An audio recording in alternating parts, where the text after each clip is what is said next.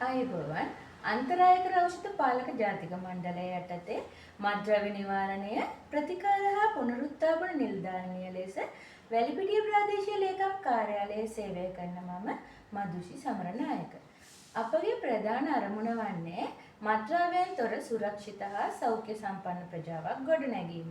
ඒ සඳහා මත්ද්‍රව්‍ය නිවාරණය පිළිබඳ දැනුවත් කිරීමේ වැඩසටහන්, උපදේශන සේවා, ප්‍රතිකාර හා පුනරුත්ථාපන සේවා වෙත යොමු කිරීම සහ පසුවිපරම් සේවා අප විසින් සිදු කරනු ලබනවා.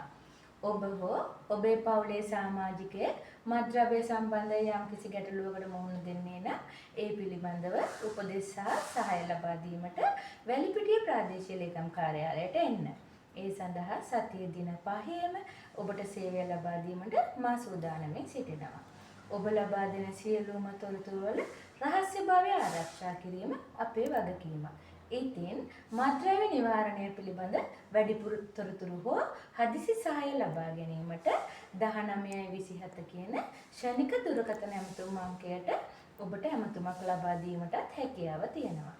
මත්ද්‍රව්‍ය වලින් තොර හෙට දවසක් සඳහා අදම පියවර ගනිමු. ස්තුතියි.